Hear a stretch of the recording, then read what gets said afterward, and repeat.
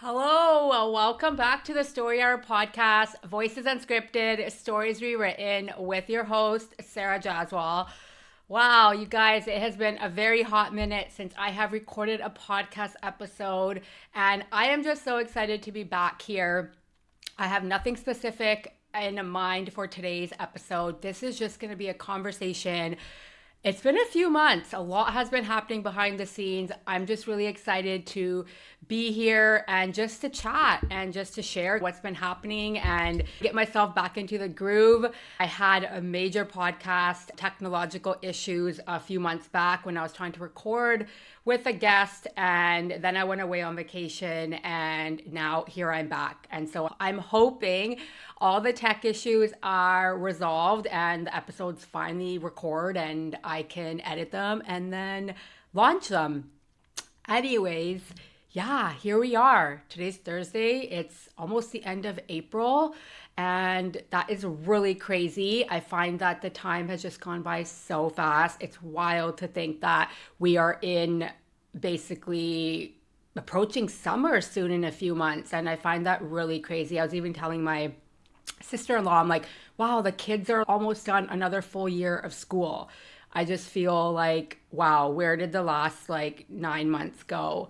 8, 9 months. But yeah, how are you? How is everyone doing? How is your heart?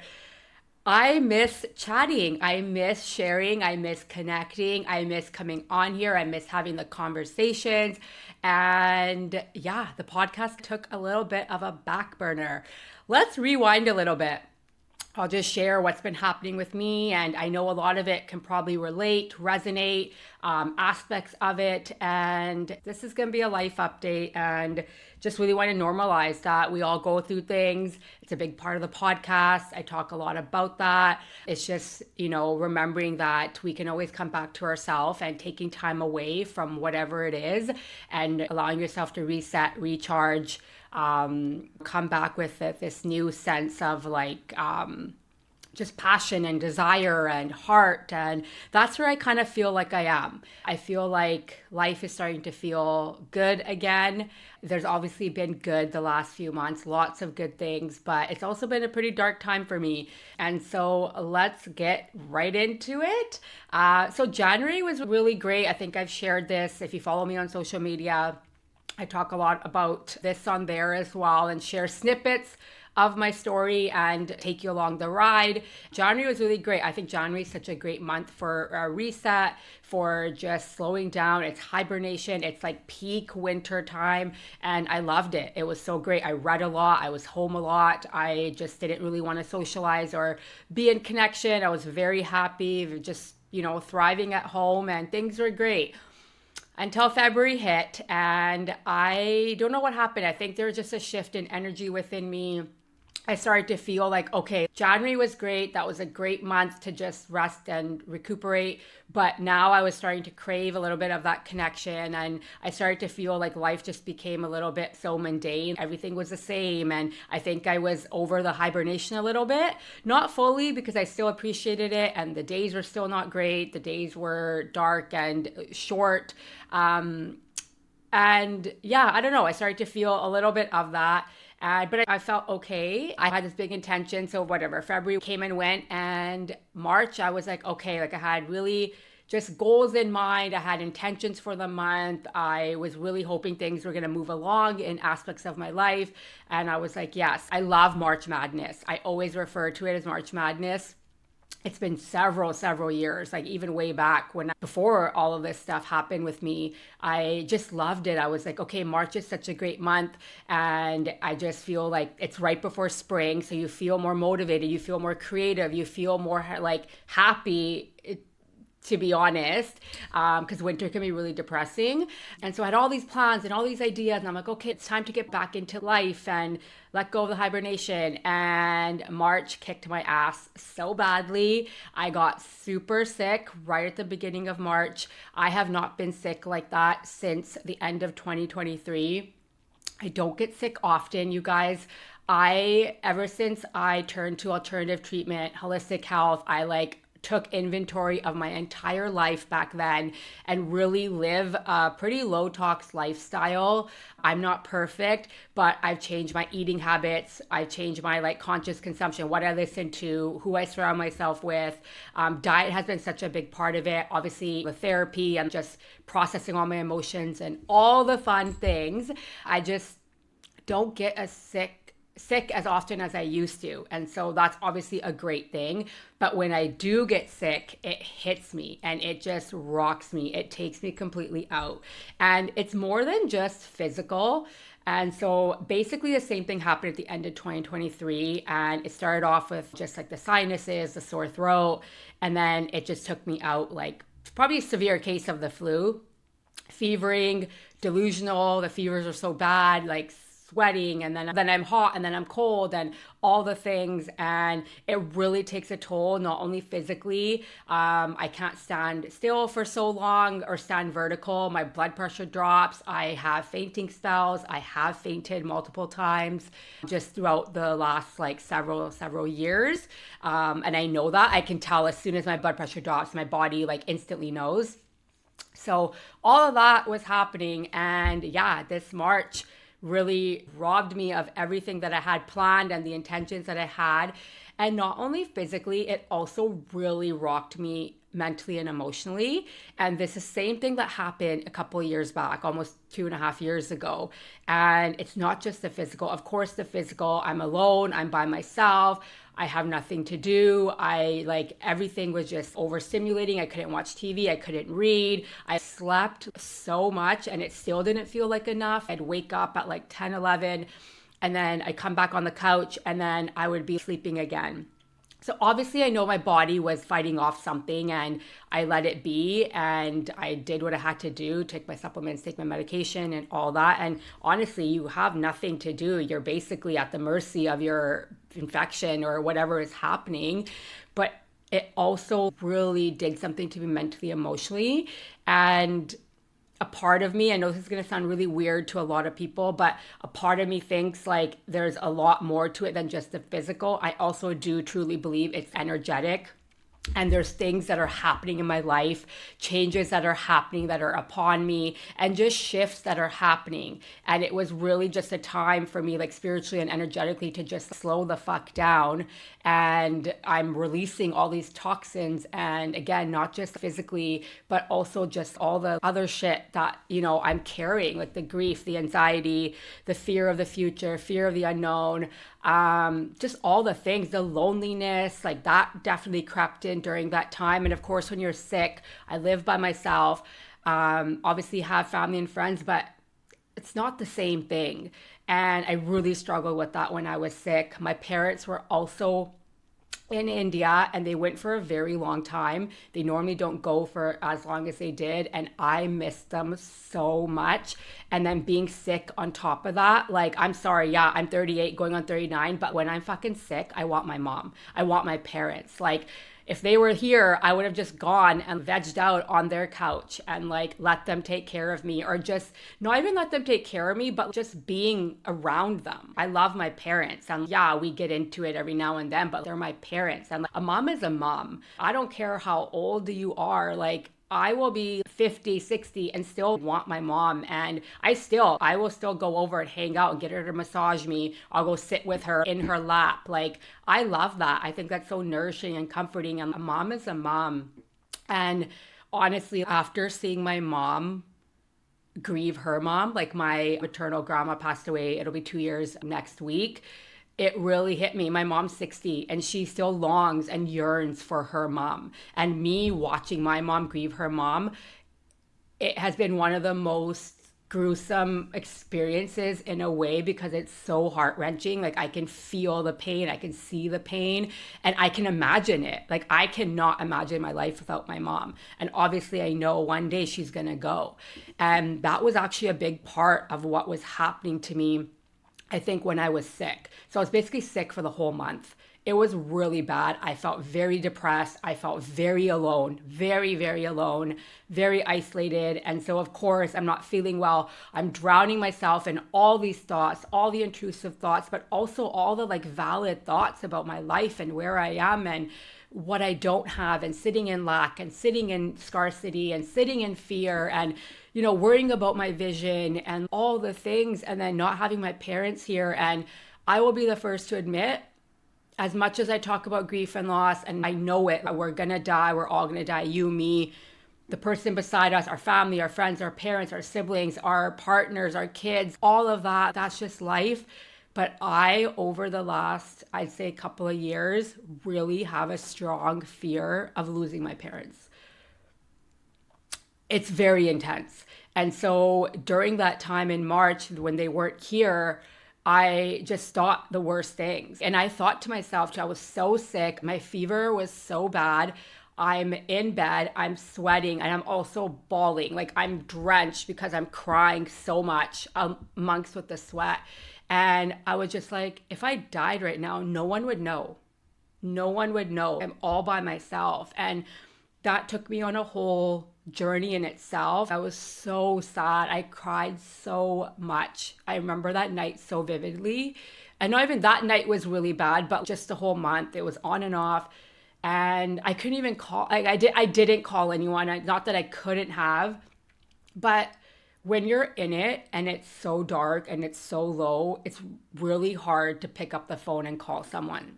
Not all the times, but I do struggle with that, because it's just, the pain is so prevalent. It's like, you don't want to put that burden on anyone else, even though your people are there for you. But it's just something that I know a lot of us struggle with, because I've heard that from friends as well. Having a really bad night, can't sleep, and in their pain and darkness. I'm like, why didn't you call me? Like, you should have picked up the phone. And they're like, I know, but I just thought it would pass. And I didn't want to bother you and this and that. And I think a lot of us do that, myself included, even though I know I can pick up the phone, and there's certain people, not everyone, but there are certain people that I know I could call and just talk to, but I didn't.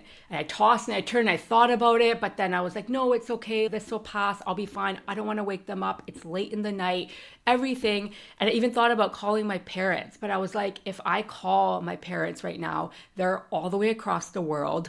They are gonna freak out. And I know my mom. I know how emotional she is, how emotional I am. We feed off of each other's energy. She's a mom. What parent wants to see their child like in excruciating pain, not just physically, but emotionally, mentally? And I can even feel the emotion right now. And I kept picking up my phone, I put it down, and I never ended up calling them. Like, how am I going to call my parents all the way? What are they going to do? They're going to panic. My mom's going to go into a very big spiral, and she's going to be so upset. And then I worry about her health, because I don't want it to impact her. And it did. When I first got diagnosed, and those first like several years, my mom was pretty sick, like just not doing well on a mental, emotional level. And it was really sad to see that. And again, I think any mother, any parent would feel like that when their child is in so much pain and going through so much, and you feel so helpless. I'm not a mom, but I feel that when my nieces or nephews or someone else in my family are sick, you feel their pain. I feel it's just so natural.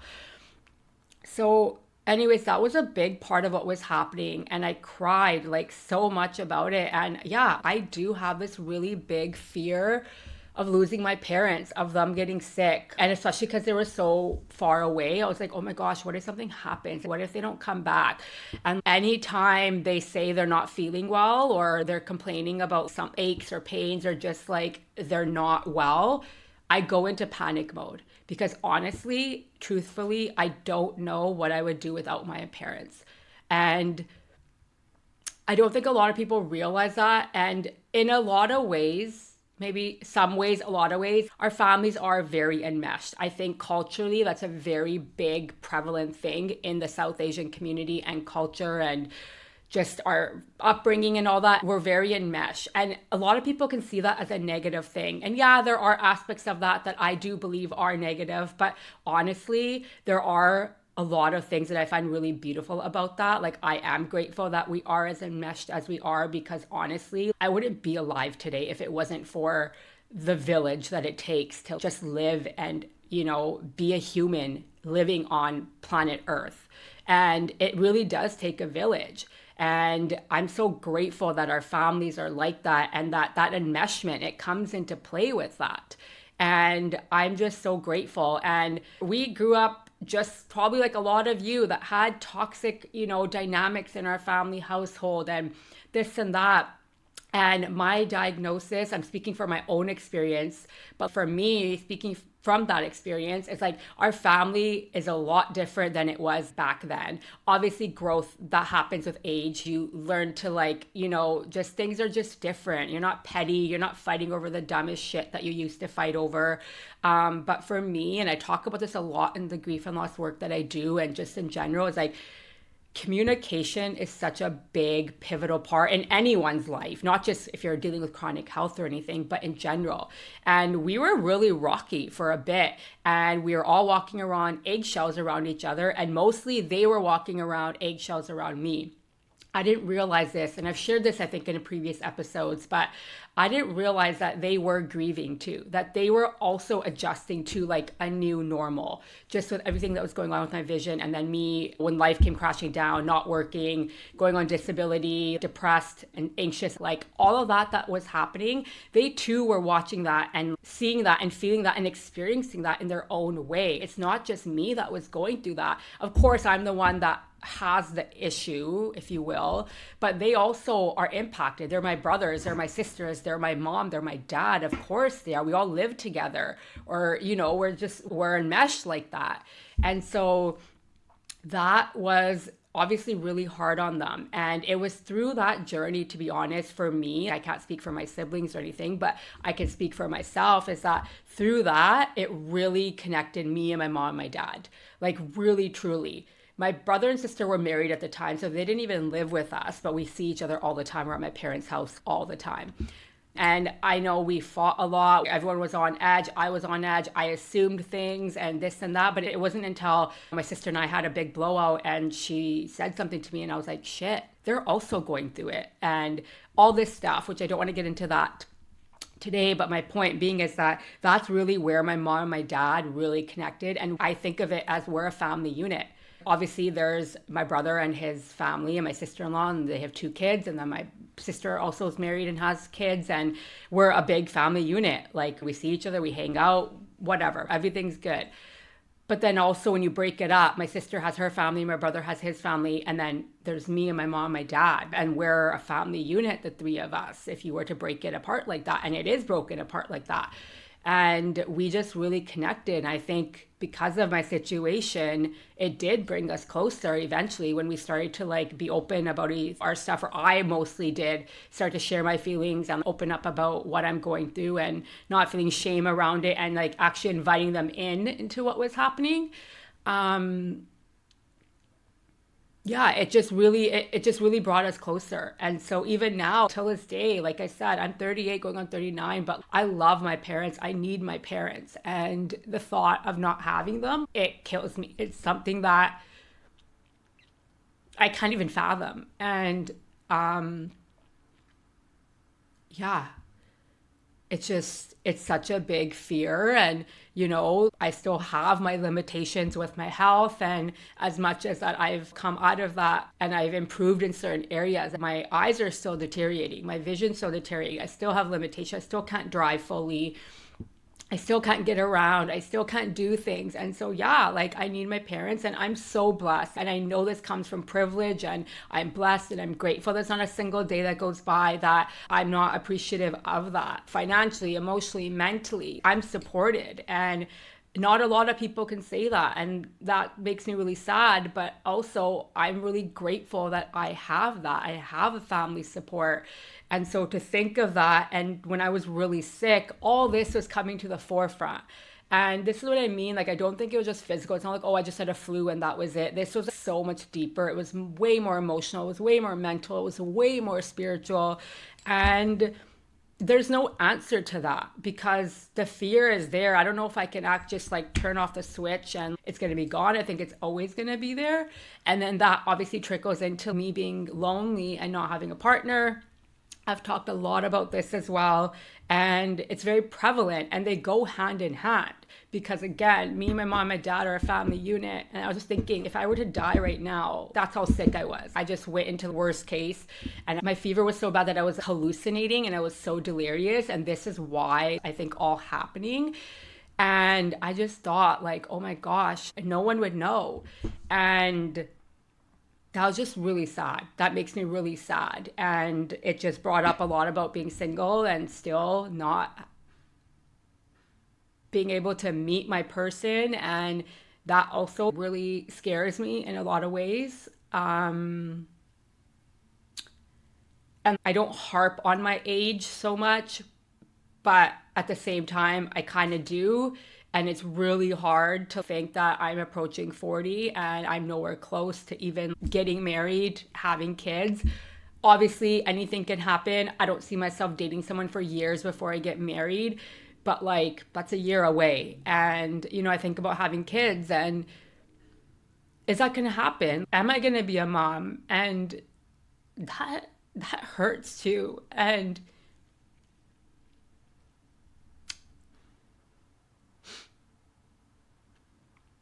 just all of it. And it's like sometimes I find myself even talking to God, arguing with God. And I admit I do. Sometimes I'm so angry and so mad. Like you created me, you built me to be this person to like, you know, value love and friendships and relationships and traditions and family and rituals, community, connection. Like that's me through and through. But like why have you not brought me my partner? Why am I not married? Why do I not have a husband? Like, why can't I build my own family? And I get mad. And I still think that. And I think now too, my birthday's approaching at the end of May. And so I think I'm in it too, thinking, okay, like another year's gone or another year is approaching and I'm still in the same fucking boat. Like, when is it ever gonna happen? And it's like I'm putting myself out there and that's exhausting. Like honestly fucking exhausting. It's basically a fucking full-time job.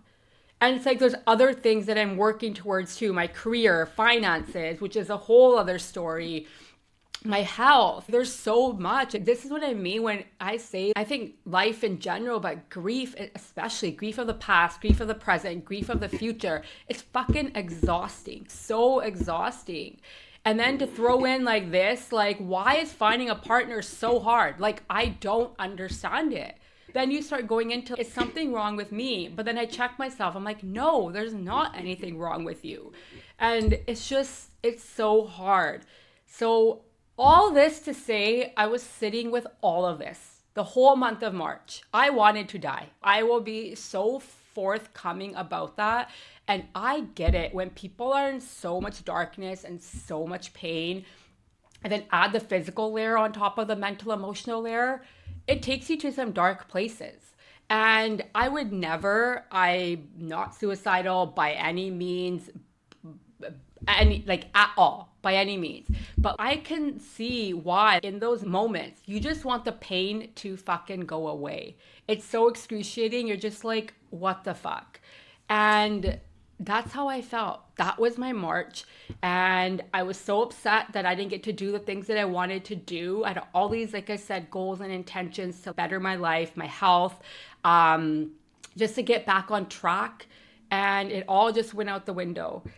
And obviously, I'm doing a lot better because I'm here, I'm sharing this. I tried actually to record a podcast episode once I started to come out of it because I had all these downloads and all this reflection, and I just couldn't. I was bawling my eyes out throughout the whole episode. I was having tech issues and I just dropped it. I think I just shared a post on Instagram just saying that life's been really hard. I didn't really get into the details, but I'm sharing aspects of it now. Obviously, I'm not sharing everything. I'm kind of just giving you a gist, taking you behind the scenes of I teach this, I educate you on grief and loss and self-development, personal transformation, and just things that we can do. I provide you with coping mechanisms and tools and all of that. And I am still human. I still struggle. Like really deeply at times at different seasons of life. It doesn't matter what profession you are, you can be whatever it is, and you will still struggle. That's just a part of life, and we all need help, right? Humans need help. And I just share with you openly because I know it resonates. I know it relates because that's the feedback I get back. And I know just talking and having conversations, whether that's with family or friends or colleagues or just even acquaintances or strangers, that everyone's going through a hard time. And for me, a big purpose I feel is, and this is why the story hour really even got created, was because to normalize that, to talk about that. I have no shame in sharing what I shared. Some people might look at this and think like, oh, you're 38 and you're crying for your mom. Like, yeah, I was. And I have no shame in sharing that. And like I said, a mom is a mom, and I'm not even a mom yet. And I can feel that. I can imagine what that is like to have a child. I can imagine the pain and the helplessness and everything that goes with being a mom feels like. I'm not a mom yet, but I can 1000% feel into that energy. I can see it around me. Everyone around me, my sister, my sister-in-law, my family, my friends, my cousins, they all have kids. I can see it. And that's just me. I'm just that type of person. I'm very empathetic. I can really feel into someone else's emotions. And that's obviously such a great thing because the work I do, I'm a therapist, I'm a coach. But also at times I feel like it works against you because we just feel each other's pain so much, especially when it comes to me and my mom. And, I've been reflecting a lot because it's my grandma's 2-year death anniversary coming up next week. And it really woke me up to how interconnected that me, my mom, and my grandma really are. And the conversations that were happening on her deathbed really, really woke me up and really showed me in real time what was happening and how so connected we are and how we're all protecting each other. My grandma's protecting my mom. My mom's protecting me. I'm protecting my mom's protecting my grandma. We don't share our truth. We don't share our deepest, darkest heart, our pain, more so is what I'm talking about. But we're all carrying each other's stuff. And I find that really, to be honest, I find that really beautiful in some weird way. And at the same time, I find that really challenging because we're all just trying to protect each other. Like, for example, when I was so sick and I wanted to pick up the phone and I just wanted to hear my mom's voice and I just wanted to talk to her and talk to my dad. But I did it because I didn't want her to worry. I was more worried about her health and her emotions and what was she going to do across the world? She was going to panic. What was she going to do? Fly on a plane and come back because I was sick? Obviously not. She does the same thing with me, right? Like I see it and I saw it with my grandma and the things that my grandma shared with me and my mom. It just, yeah, it's just really sad. And then I think, truthfully, losing my grandma and the way it happened, the way we saw it, the conversations that took place, and because we're connected, obviously, if you know about epigenetics, that is a real thing. And then to see my mom grieve her mom, it's just, I don't know, I think the fear started more so around that time. I think it's been there for a couple of years because I've always thought about this. It's me, my mom, my dad. There's 3 of us. What would I do if I lost one of them, both of them? Obviously, I have siblings and they're amazing. They're so great. They're always calling. They're always checking in and all of that. But it's not the same. It's different. They have their own families. They have their own lives. Like, I'm not part of that unit. And that's not in a bad way. That's their family. And this is why I think it's just so prevalent and the fear is just so big. I've seen friends lose parents, like really close friends. And watching that, it just breaks my heart, obviously, for my friend. But I don't know. It's just such a big fear. And so, anyways,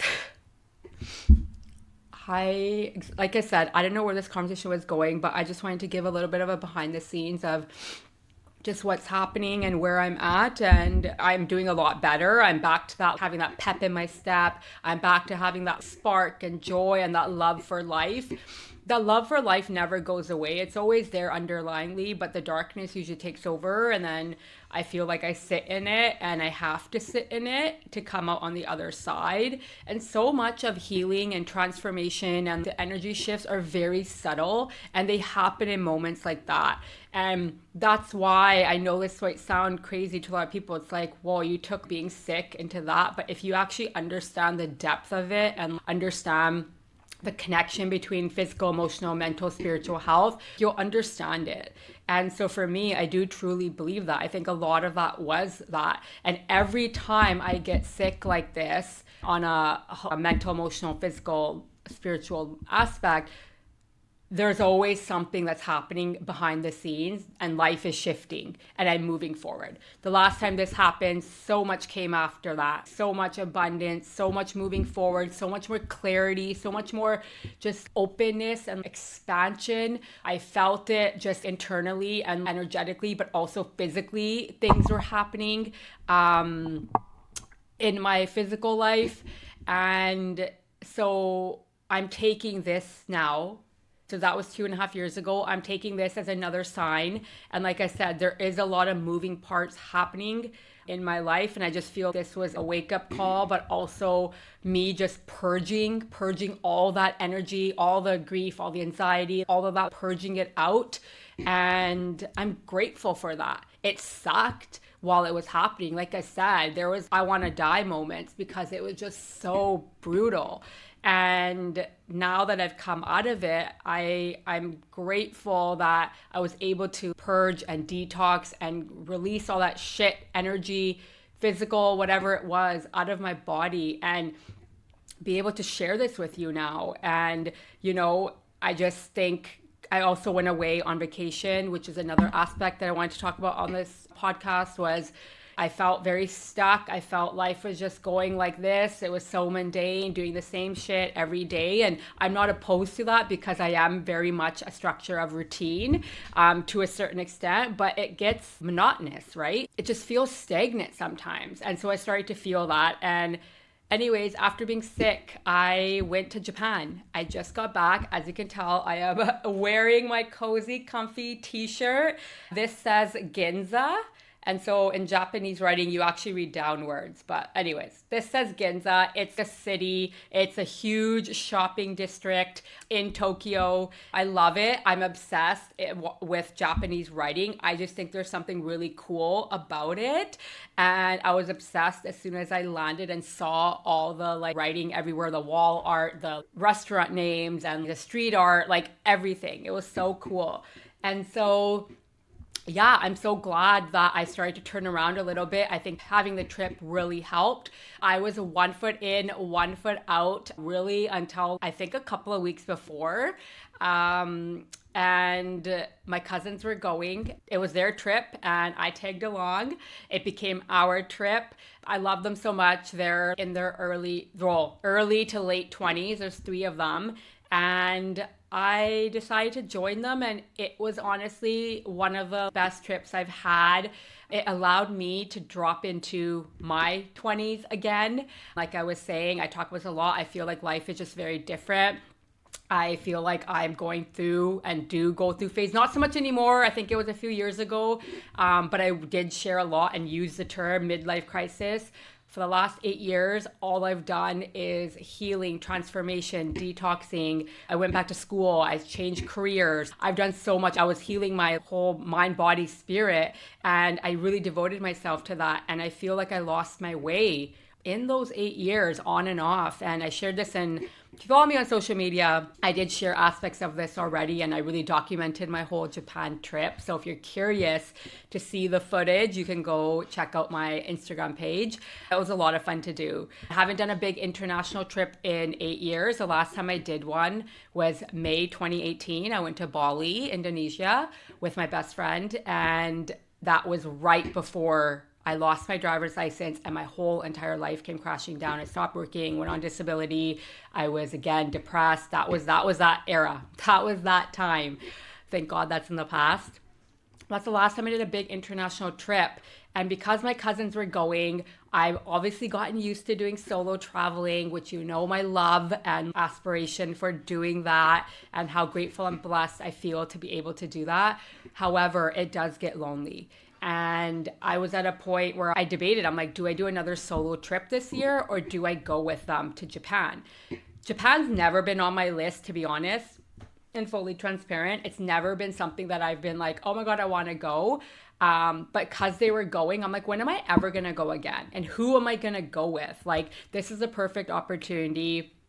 And so, yeah, I went with my 3 cousins. And so I took on the opportunity. And to be honest, I also was like, finances are such a big stress right now. I will be fully transparent and honest with you. That's a big stressor right now. I know for a lot of people, and a lot of people don't like to talk about money, but I am here to say that like, it's one of my biggest stressors right now. Finances are tight, and that is something that's really hard to navigate as well.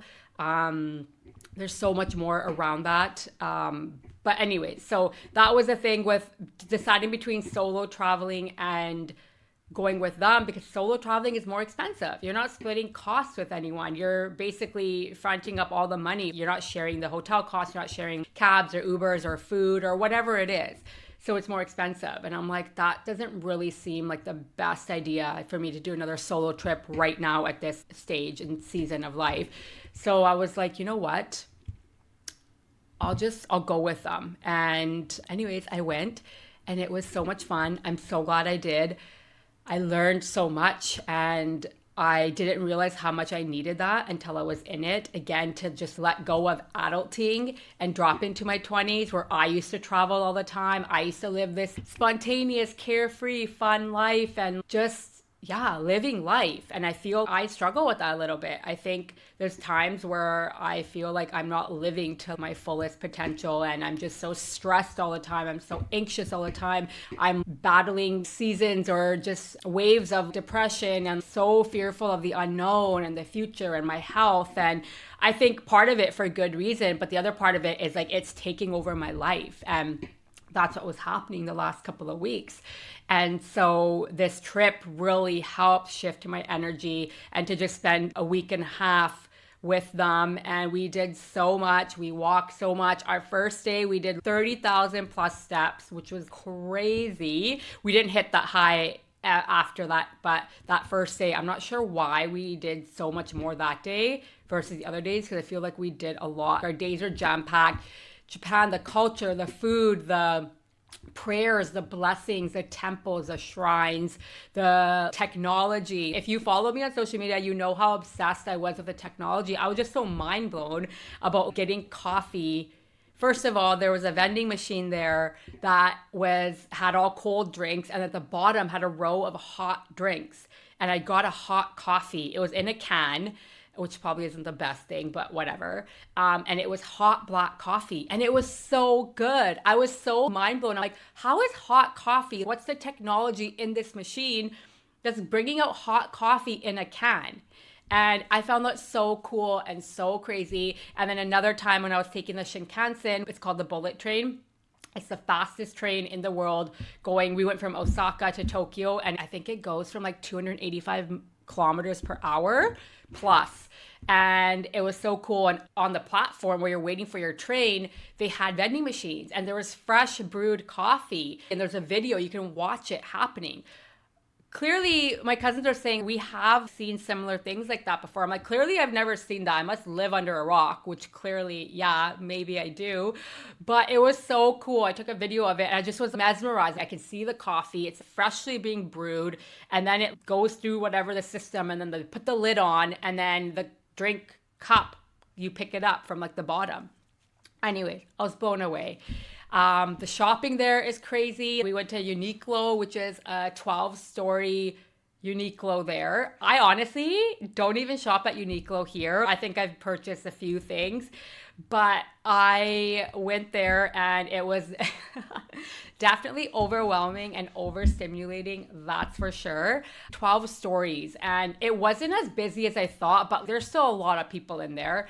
And each floor, there's a lot of repeat stuff. But for me and my nervous system and my brain, I was like, whoa, like this is a lot. Happened to get some good deals. And yeah, what else did we do? We did, what you would call it, to learn how to make our own chopsticks, which actually I have over there. So we did a chopstick making class, which was so fun. This was also in Ginza. The staff was amazing. They were so cool. And I thought this was going to be so hard. I was like, oh my God, this is going to be so hard because, and me and my cousin laugh about it. She actually makes fun of me because I did so much research before and social media was actually really helpful. Also did Google searches and stuff on my own, but social media was really helpful. And someone shared the chopstick making class, but they made it seem like it was so hard. And so I go to my cousin, I'm like, there's no way I can do that. I have no strength. How am I going to maneuver them? I'm not a woodworker. And so we get there and it was like the easiest thing ever. It actually wasn't that hard. And so my cousin laughs at me now because she's like, you pumped yourself up and was like, I can't do it and this and that. And literally your chopsticks turned out perfectly as they should. That was a really good highlight. So we stayed in Osaka for a couple of days and we went to Kyoto for just a day trip.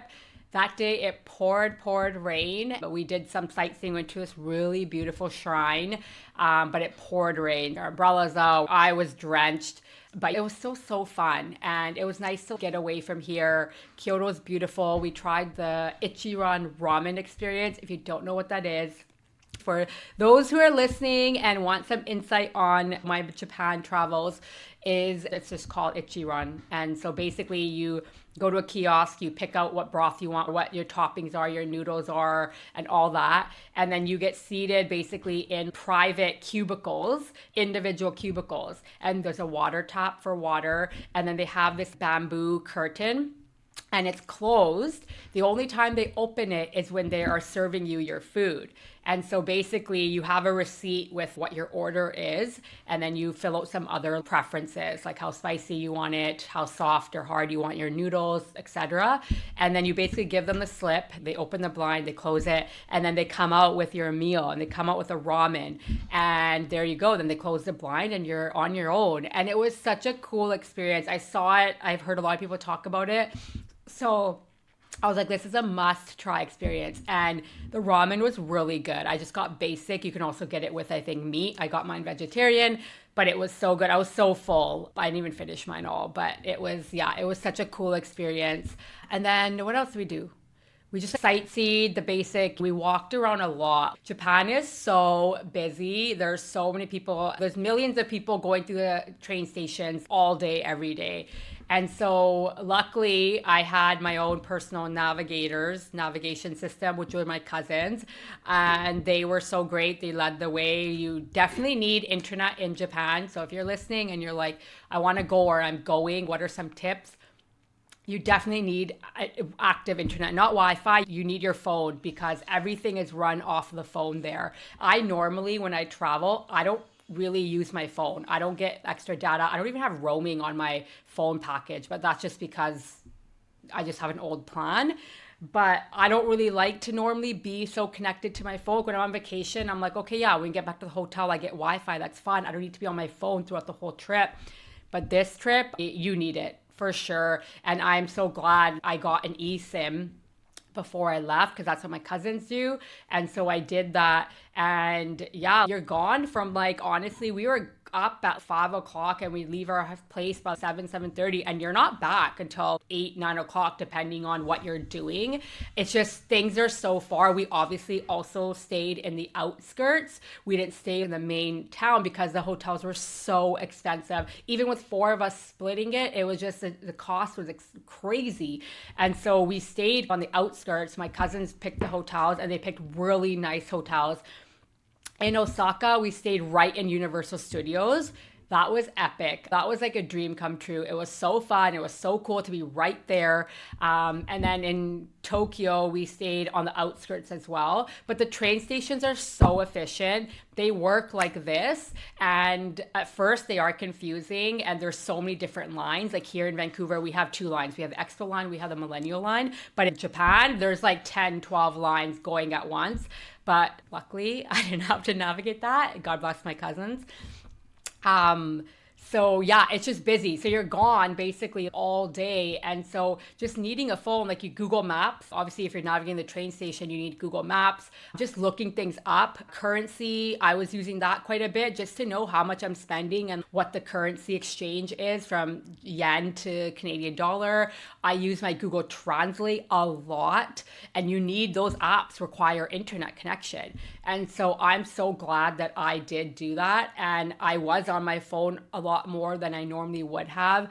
And I also knew going into the trip that I wanted to blog my trip on social media. I knew that going into it. That was already something I wanted to do. And so that was really fun. That's why if you go to my page and you see my highlight reel at sarah.s.jaswal, I have a highlight reel that says Japan 26. And I documented a lot of the trip, which I normally don't document as much when I'm traveling. But it was so fun, and having an active phone, I was like, well, why not? And you're doing a lot of waiting around, right? Like at this train stations, or just you're out about. And so also if we got separated, it was so nice to be able to have WhatsApp and to be able to connect with each other. Or if we wanted to go to different stores, we would be like, hey, like I'm here, and we would catch up after. And so for me, any advice I would give, you need an active phone. Speaking of other just tips, you also need a power bank. And my dad and my sister were going back and forth with me about, no, you don't, because a fully charged phone should last 24 hours. Mine definitely doesn't last 24 hours. Even at home, I'm having to charge it at least once in the evening because it just doesn't last. My phone's also 2.5 years old. But you definitely need a power bank there because again, you're gone from 6, 7 in the morning and you're not back until evening time. So you're gone 12, 13, 14 plus hours a day. And if you're using Google Maps, you're using your social media, you're using the apps to translate and doing all that, you're taking pictures, and in the train or in the lineups, you pull up your phone, you're watching YouTube, this and that, which I normally don't do, but we were doing that because we were just gone for so long that you did need a power bank. Even all my cousins, they all were using their power banks. And so that is also a big must if you're traveling to Japan, is to have one, get a good one. What else do I want to share about Japan? It was just so cool. The food was really good, and it was just so much cleaner. You can just tell the strawberries, oh my gosh, I don't know what was going on, but actually I kind of do, because here our stuff just sits there. It comes from like wherever it comes from, and it sits on the shelves, and it's so gross half the time. Our fruit, you notice when you buy fruit, you come home, you open it, and half of it's rotten and it's gross and it's not good. The strawberries there were top notch, hands down. So good, so fresh, so juicy, so just lush and flavorful. Like, oh, like so good.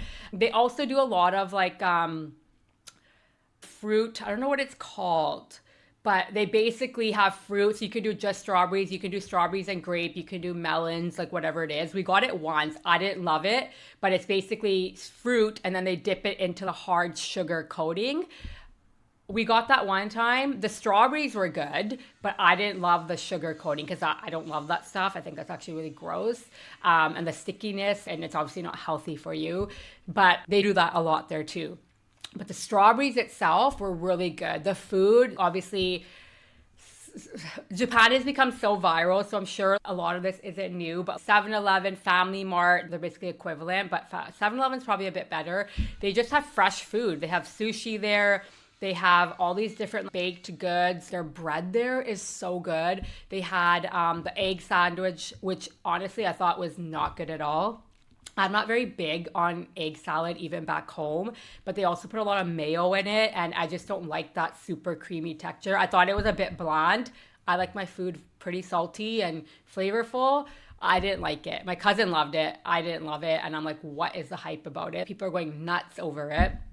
But they did have a sweeter version of their bread sandwich, which was just their plain white bread with whipped cream, and they had fruit. So we got the strawberry one often. And oh my God, that was really good. And so many other knickknacks and just snacks and food. And so we relied a lot on that for our breakfast. They have hash browns, they fresh that they're cooking in the oil in this convenience store. Fried chicken, I had a lot of that. That was actually really good.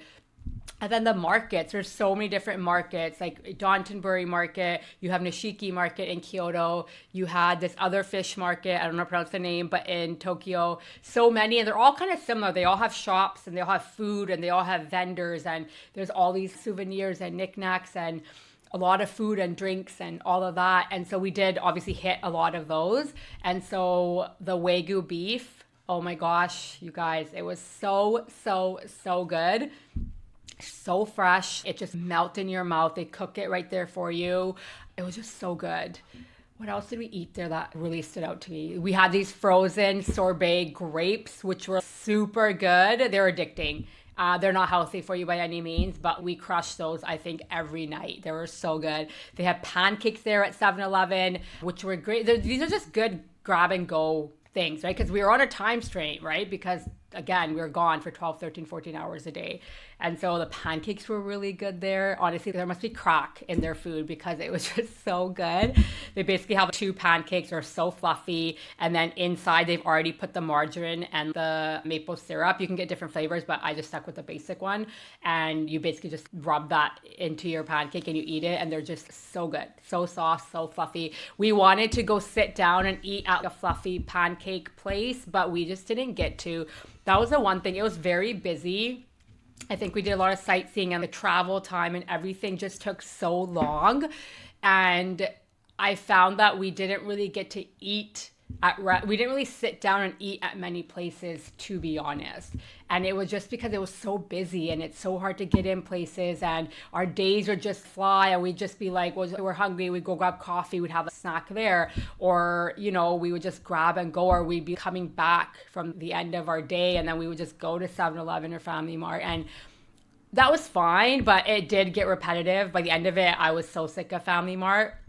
But I mean, it is what it was. We did have some really great gyozas where do we have those? In Downtonbury in Osaka. It's just a market, massive, just food and shopping and vendors and all that stuff.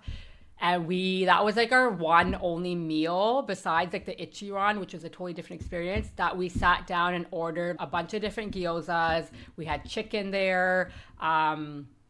I don't even know what else. I don't really eat seafood, so I didn't have any of that. But that place was really good. What else did I say about food? What else? Matcha. Okay, I'm not a big matcha person. When I first went on my health journey back in 2018, and I switched my whole lifestyle and, really was careful reading ingredients and being mindful of what I was putting into my body. If there's a laundry list of ingredients and food, I was like, yeah, not happening. So I started to drink matcha back then because I was trying to limit my coffee intake. And so I did do matcha for a bit. I was doing lattes. I was vegan at that time, so I was doing it with oat milk and all that stuff, which is actually not great for you because it's filled with so much shit. And yeah, I mean, I didn't mind it, but then I stopped. And so coffee is my thing. I love coffee. I love the smell of it. I usually drink my coffee just black. I think when you add all the other stuff, the sugars, the milks, the syrups, it's not coffee, it's dessert. And I think that defeats the purpose for me anyways. And I do treat myself once in a while, but very rarely will I do that. I really just like an Americano, a black coffee, and then I usually just put my own creamer or a healthier version of milk or something. But I did want to try matcha there, and I was like, okay, this originates in Japan. I have to try it. So I had it a couple of times and it was really good. I didn't mind it. The first time we had it, it was at one of the fish market. Well, it's called the fish market, but that's where I had the Wagyu and all that stuff. And it was good. It was basically a matcha strawberry latte. So the strawberry definitely helps. Whoever created that concoction is a genius because a matcha on its own is a very bitter, like very, very bitter. And I don't love that bitterness so much, but basically they put strawberry at the bottom and then they put milk and then they put the matcha on top. But this latte was different. I don't think they had milk in it. I don't know what it was, but it was so good. The sweetness was just like, it was like the perfect levels of everything that was in that drink. I'm like, okay, I'm sold. And then I think we tried it one more time. I think we tried it twice. And then I went to this other place that I saw on social media and we were in that area. It's called Hatoya Matcha, which I learned from my sister-in-law who lives in Toronto that they have that there. I'm like, oh, that's so cool. And so anyways, that was good. And that was, again, the strawberry syrup at the bottom. And then they put milk. And then they put the matcha. That was good too. That was definitely a bit bitter, more bitter. The other one was a lot more sweeter, but it was still good. And so I ended up actually buying myself some ceremonial grade organic matcha when I was at the shop. I picked one up for my friend who also drinks matcha. She drinks matcha a lot more than I do. I think she does lattes and stuff. I'm not a big latte person. And with matcha, you kind of have to have it with milk, which actually I saw an influencer online who makes her iced matchas with coconut water because she's like, it's more refreshing and it's a lighter taste than the thickness of the milk. I'm not a big milky person. And so anyway, so I picked up my friend one, and then I picked myself up a jar of the organic matcha and I tried it, and I need to learn how to make matcha properly, but it wasn't bad. I wouldn't mind that once in a while as a treat, especially with the syrup at the bottom. I just used jam because that's what this creator uses, but the jam was a bit chunky, obviously, and so that didn't really mesh with the drink because when I was sipping it out of my straw, you can taste like the chunks of the jam, which is strawberry. It's organic strawberry jam, but I would probably just next time make my own strawberry syrup. So that was great. What else about Japan? Because I know so many people are so curious. I probably should have written things down. What else? Tokyo was amazing. I drove a Mario Kart in Tokyo. Like, how epic is that? And if you don't understand the depth of what that means, I'll share it here. But I'm just so grateful and so blessed that I have a valid driver's license. When that topic first came up with my cousins, because they obviously wanted to do it, I immediately was like, oh, no. I'm like, you guys go ahead. I'll just grab a coffee or whatever. I'll just sit around and while you guys go drive the car. And that was it. Shut it down immediately because that's my response when it comes to my vision, because it's so automatic, because there's so much fear and just like, what's the word? Like uneasiness when it comes to that. And I'm like, I'm not gonna be able to drive a car in another country. I barely drive a car here. Not really, but you know what I mean. And so I shut it down and that was it. We never talked about it again until literally the week before. And then I started thinking about it. I think the seed was planted and then I started just thinking about it, reflecting. And I'm like, when am I ever going to be able to experience this again? Like driving a Mario Kart, tapping into that Nintendo game and just that adventure and driving a car in another country. And I was like, you know what? Maybe I can. I have a valid driver's license. And to be honest, the thought that was coming through so much was, I don't know how long I'm going to have a valid driver's license for. I pray to God every day, just please don't ever take that away from me. But like, I don't know what's going to happen. And so I thought, you have a valid driver's license, you're going to Japan, why not? And if it's really scary or if it's really bad, then you just pull over and you just stop. And so that really got me thinking. And then I was like, you know what, maybe I will go. And you need an international driver's permit to go to Tokyo to drive the Mario Kart. They will not let you drive without it. You can't just have your driver's license from your country. You need an international driver's permit. So I was like, you know what? I'll just get the driver's permit. Worst case, I panic beforehand, then I just won't go. The driver's permit wasn't much. I think it was like $30. So whatever, we got our driver's permit and then we had all of our stuff that we needed and we did it. I did it. And it was so fun. At first, I felt uneasy. And we basically were going in single lane. So I had two of my cousins in front of me. I was third, and then I had a cousin behind me. And she was like, Sarah, pick up the speed. But I was frantic. I'm like, oh my God. It was a bit sketchy, I will say, because you are on the main road. And my cousins had told me, oh, you're on your separate lane. Like, it's fine. You're not driving on the main road. No, you're driving on the main road. Yeah, you're on the left side of the road, and everyone knows you're obviously in a tour, a guide, and you're riding the Mario Kart. But there's cars weaving in between us and bicycles coming in between us. And you're sitting, I'm so tall, I barely fit in the damn Mario Kart. Well, my legs are so long. And so it was a bit getting used to at the beginning. And my cousin's like, hurry up, I'm like, stop it, you're putting pressure on me. Eventually, I was able to pick up my speed, and it goes fast. And if you hit a bump or something, you're moving your home in the game, in the Mario Kart game, you kind of shift and you're going like this. That happens in real life. So it was a little bit sketchy. And I knew that because my friend had gone and I had asked him, how was it? And he had said to me, it's a bit sketchy, not gonna lie, but it's fun. So I already knew that. So I was pretty prepared, I think. But nonetheless, it was still a bit scary, but it was still fun once you pick up the rhythm. And we went for so long. I think our tour, I thought it was 45 minutes, but it was actually close to 90 minutes. You weren't driving for 90 minutes, but we were driving for, I would say, a good hour maybe. It felt like anyways. Super cool. Highly recommend it. Once in a lifetime. And I'm just so blessed and I'm just so grateful. Forever and ever, I will remember that for the rest of my life. Thank God for giving me a valid driver's license, because if I didn't have one, I wouldn't have been able to do that. So that was another highlight of the trip. We also did creative writing, which was something I found, but to my surprise, my cousins were down to do it. I had said to them, I found this thing. I don't know if it's something you guys would want to do, but I'm okay going on my own. I'm okay to just go there and we can meet up after. And they all said, no, let's do it. So that was really cool. I think it was more up my alley than theirs, but we did it. It was such a cute cafe. We got a drink, whether it was a coffee or an iced, I don't know, lemonade or something. They gave you a little bit of a treat. I think they gave a banana bread or something. And then you got to write, and it was so cool. You guys know my love for creative writing and sharing and blogging and all the things. And you're basically writing a letter to your future self. And you know how much I love just doing that kind of stuff. And I was loving it. I was so in it. So basically, there's options. They kind of help you out a little bit. I already knew what I wanted to do. They give you these postcards and they have really nice poems written on them and just inspirational things and just to get your mind going. And then they give you a postcard and then you write on there. I ended up writing on 2 postcards. Honestly, I could have written a whole novel. I had so much coming through. And like I said, I'm in a lot of transition and change and rebuilding and, creating this next phase of my life, if you will. And so I had so much. And because I had gone through everything I went through in March, just with everything that I shared, plus a lot more, I had so much flowing through me. So I finished 1 postcard. I wasn't sure if we can have multiple postcards in the envelope because they are mailing it to us. So I didn't know if the weight mattered or whatever.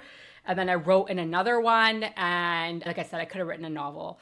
And anyway, so we wrote our letters and we sat there, we hung out, we laughed. There was so many funny jokes and throughout the whole trip, but it was so great. The people were so nice, really lovely. And then, we sealed it. We did this really cool sealing of the envelope with, I don't even know what they were. These paint, acrylic, marker, stone things. And then we pressed them onto the envelope, which was so cool. And then, we wrote our address on there and it's going to get mailed to us in a year.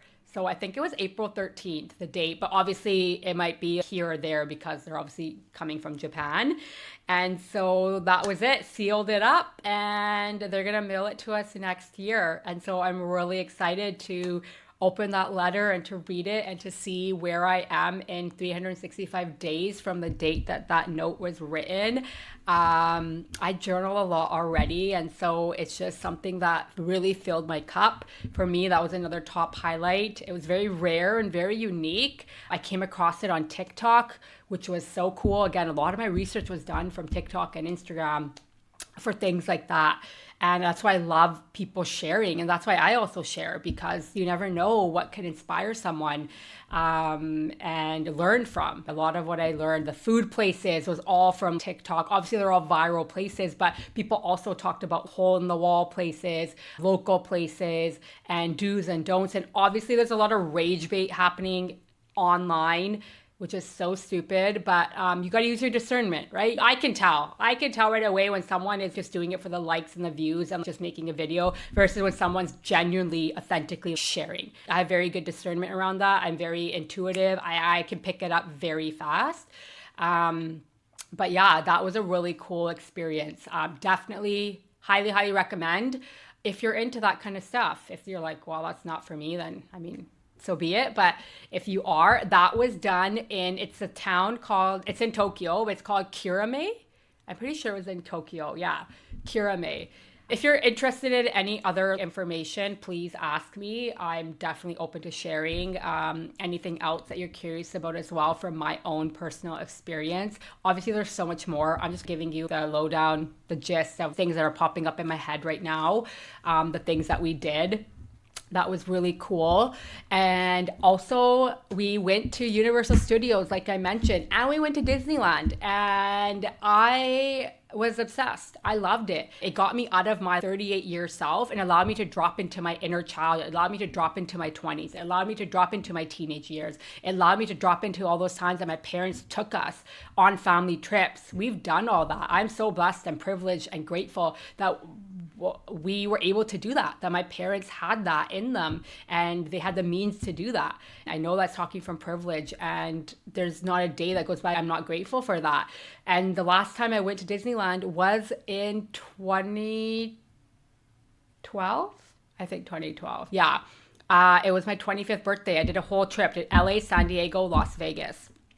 And we went to Disneyland and it was so fun. And I don't know. I don't think it matters what age you are. I think it's still fun. I don't have kids, but like, fuck, one day I hope to God that I have kids and I can relive these memories with my kids and see Disneyland through their eyes.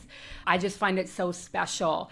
And it was so much fun. Like, Universal was the first place we went and it was so cool. I was like a kid on Christmas morning, and the rides, whoa, they were a bit scary, but they were so fun. The first ride we went on was a ride by Zed, who is the DJ, and that just brought back so much nostalgia for me because I used to go raving for a good couple of years, and it just, the EDM lifestyle, the music and the lyrics, it just brings back so many memories. The music he was playing, Zed was talking to us. It was so cool, you guys. Just brought back so many memories. Again, it allowed me to drop into that carefree, fun Sara versus the so serious Sara now, if that makes sense. I do have to say, I didn't obviously talk about this during my trip. I didn't really share it because it just wasn't the time or space, and I just didn't want to get that emo during the trip. But there were moments during, I think, both Disneyland and Universal that it was very dark. A lot of those rides are inside, and they're getting inside, it's dark. For me, I couldn't see. And I didn't know that. I didn't think of that. It didn't even occur to me that that would be a thing. Because a lot of the rides are also movie based. So they're not really rides, but they're VR type of things. And you're going through the motion picture of it. So it's dark. And I didn't realize that. I had my flashlight with me in my purse because I knew we were going to be there in the evening. And so thank God, God bless a flashlight, because it saved my life. It's my security blanket for sure in the evenings or when it's dark. So we get there, we go into Zed, and the whole purpose of the ride is it's a club setting. It's called Club Zed. And you're in the club and he's spinning and talking. Not him really, but the video of him. And I remember going inside and it's pitch black. And my heart dropped and I panicked inside. And I was like, oh my God. And then luckily my cousins are so amazing. God bless them. They held my hand and I had to pull out my flashlight, but I felt very uneasy, very, very uneasy. And the grief just fucking poured out of me. Again, all internally, because I didn't want this trip to be that. And I didn't want to break down in front of my little cousins. And it just wasn't the time or space. And I didn't want to go there, but I felt it, you guys. So many separate moments where I was just like, oh my God, I can't see. I'm afraid of the dark. Literally, it's like not a phobia, but almost. I'm really scared because I can't see. And so that was like my first interaction. It's the first ride we went on, and a lot of other rides had that too. Luckily, they held my hand, I had my flashlight, and like even getting on the rides, the areas were darker. And yeah, it all ended up working out, but this is also this is grief. It doesn't take a break. Grief doesn't take a vacation. Grief doesn't take a holiday. Grief doesn't give a shit what's happening or what you're doing, who you're with. Are you secure? Are you safe? Do you have your flashlight with you? Do you not? Grief doesn't do that. Grief comes knocking on your door whenever, and it takes you down. And I was okay. I didn't let myself get there, but I felt it. I could feel certain moments throughout the day there, and even at Disneyland, I was just like, fuck, I wish I had my vision. And this is really sad that I'm grieving this. And I don't know. It was a weird feeling. And it sucked. And at the same time, that's the reality of my life. And I don't know. There's nothing I can do to change that. I'm trying everything and anything, but reality is I'm probably not going to get that aspect of my sight back. And that's a really fucking hard pill to swallow. So you can imagine when I'm standing in line and all of a sudden the whole place is pitch black. Like I'm talking like this black. And right away, my nervous system shuts down. My whole body just immediately goes into panic mode. I just shut down. And so anyways, that had happened. So I wasn't expecting that. But overall, Universal Studios was so amazing. I just felt like a kid. I felt like, wow, this is so fun. This is what life is supposed to be about. It's not so serious all the time. You can have fun. It doesn't matter how old you are. Went on like this crazy roller coaster that I was like, I don't mind rides, but I'm not that an adrenaline junkie. Two of my cousins were, and then me and my other one cousin was not. She's like, I get scared too. And your stomach is like, oh my God, you think you're gonna, I don't know, something's gonna happen. So we were working at this roller coaster, and the way you're strapped in is like you're down, and it was high. And we were, honestly, before we were leaving, we were kind of laughing. We talked about my grandma a lot. We're like, grandma's watching us, and it was so special actually to have that and to have that connection with my cousins and to laugh and joke. I was literally praying when we were leaving. I'm like, oh my God, you guys, I didn't realize that we would be literally face down. So we were like this. And I knew from watching that it slowly goes up, but you're literally face down, but you're so high. And I remember going, I don't think I can do this, but obviously it was too late. Me and my one cousin who were scared were in the middle, and the adrenaline junkies, they were on the end. They were so pumped. They're like, hands up, this and that. And I was like, I'm barely holding on right now. I was just praying. I'm like, waheguru. And we're just like, grandma, please watch over us. And anyways, we did the ride, and it was actually not as bad as we thought it was. It was actually pretty cool. Obviously scary. It's going really fast and you're really high, and you're literally for like, I don't know how much, 30 seconds or how long you're at the top before it actually drops down. Super cool, so much fun. Went into the Mario world, all the things. That was really cool. I used to play those games all the time when we were younger. And so that was it was really a lot of fun. And to stay right in Universal Studios was super cool as well. It just really made me happy, really made my heart happy, and all the things. Definitely recommend going there if you are going to Japan. Disneyland, we went there, that's in Tokyo, and that was fun too. It was a bit underwhelming at first. And I asked my cousins, because they've gone to California just a couple years ago and I haven't gone there in a long time. They go, the vibe there is a bit better. I think in Japan, it was just not lively. And that's what I think I was expecting at first.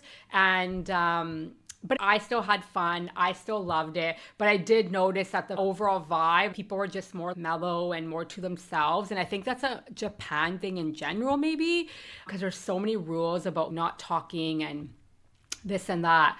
But we went on all the rides. And I guess I didn't realize that Disneyland is more catered to kids. So the rides aren't scary by any means. I think I was expecting that because of Universal, but I was underwhelmed with the rides. Then I realized it's Disneyland. It's more catered to the children. So we went on Splash Mountain, which is cool. And that always reminds me of Full House. But it wasn't that scary. I was anticipating this like big, huge drop, but I didn't realize that that's not how it operates. And I think my cousins were saying that in California, the rides are a bit faster versus Japan. So that probably did make a difference too. We went on this other roller coaster. I was very like, that's it.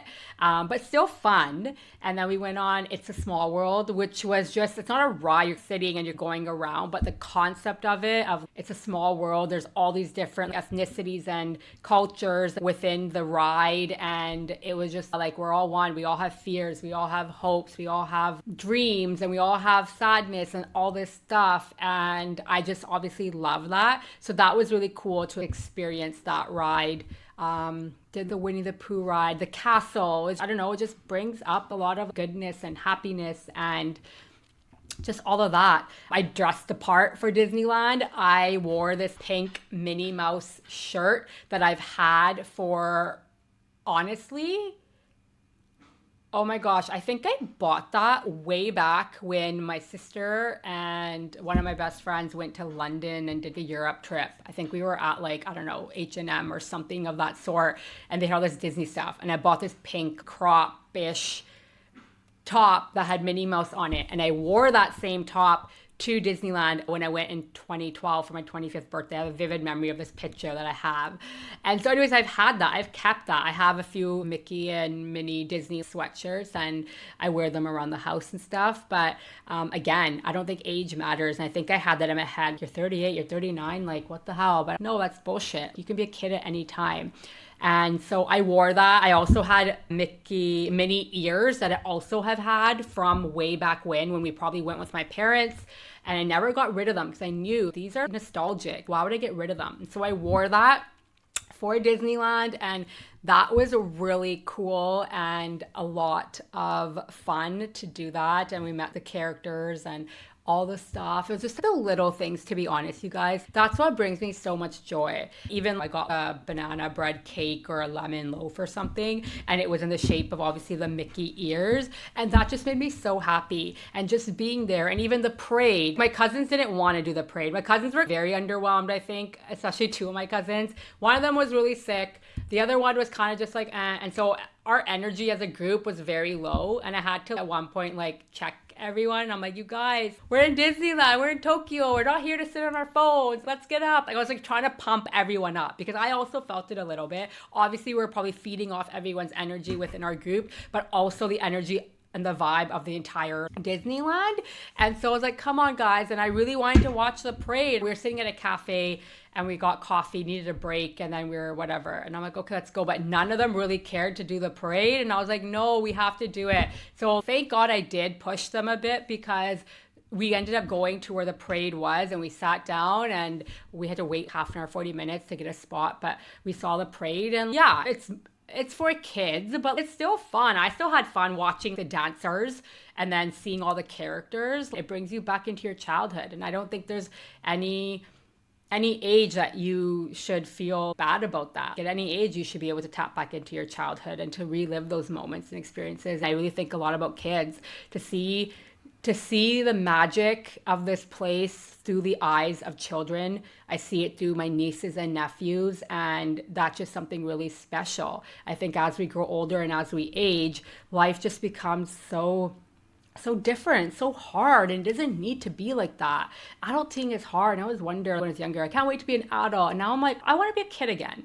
Seeing my nieces and nephews, not even just in the relation to context of Disneyland, just in general, to see life through the eyes of a 3-year-old or a 7-year-old or 11-year-old. It's so beautiful. And that place does bring joy and magic. And I shared this in my post on social media. I know the dark side of Disney, but I also think it's okay to let go. There's a part of me that's like, yeah, knowing something is great. I think we should have that understanding and knowing, but also I think it's okay to let go and to have fun because life is so damn fucking serious all the time.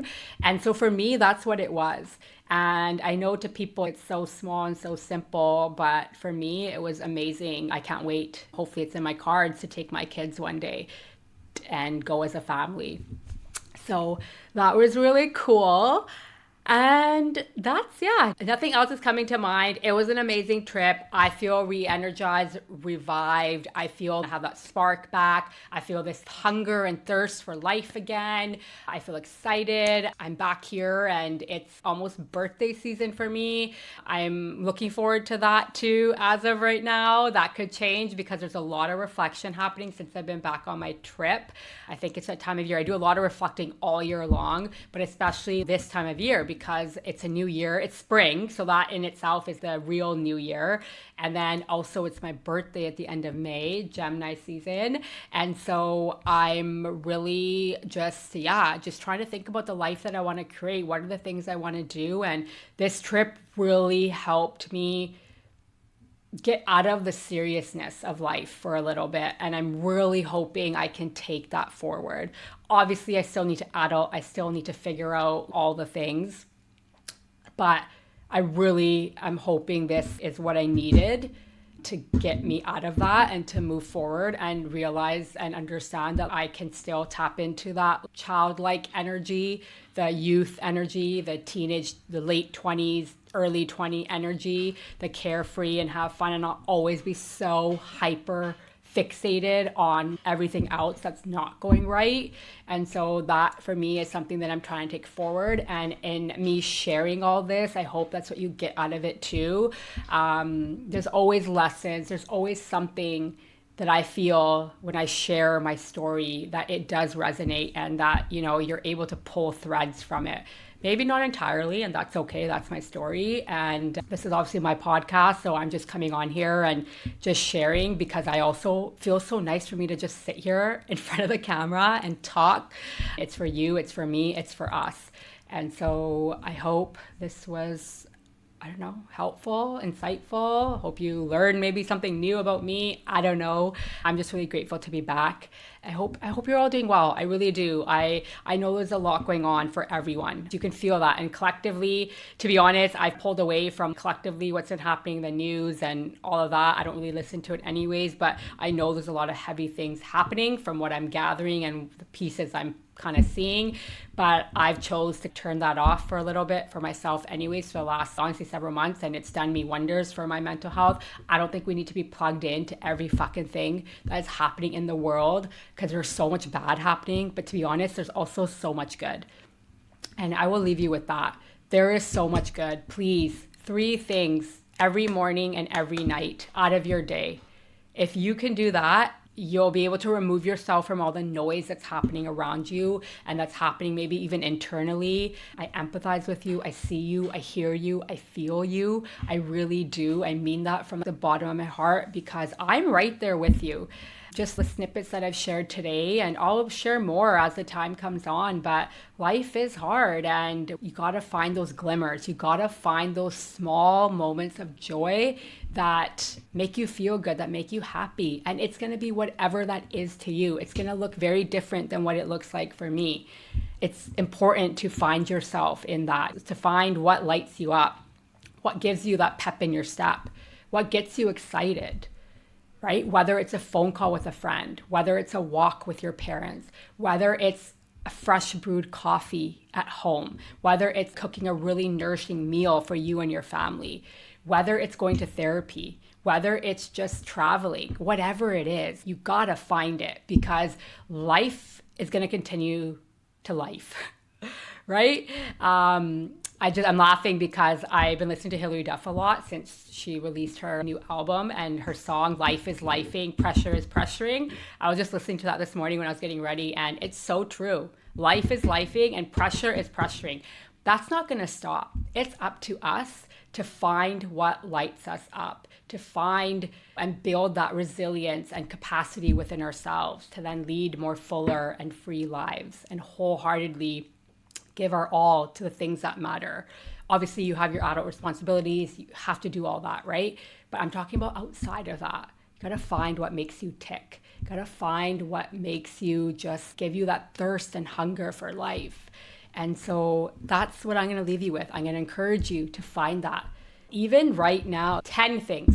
If you could write down 10 things that bring you joy. It doesn't have to be 10 things that happen today, just 10 things. That's actually not a lot. It might sound like a lot to some of you, and I get that. If you're in a really dark season of life, a really challenging season of life, and a really painful season of life, I can understand that 10 things may sound like a lot right now, but I promise you, you can find 10 things. And if you can't find 10, that's okay. Just do as many as you can, but aim and reach for 10. 10 things that bring you joy in your life, in your day-to-day, that bring you smiles and happiness and things that you're grateful for, things that you appreciate, whatever it may be. And so I hope everyone has a great, great season, a great spring, and we are approaching summer. So I think things are going to shift a lot more in the next coming months, and I'm excited to be back here.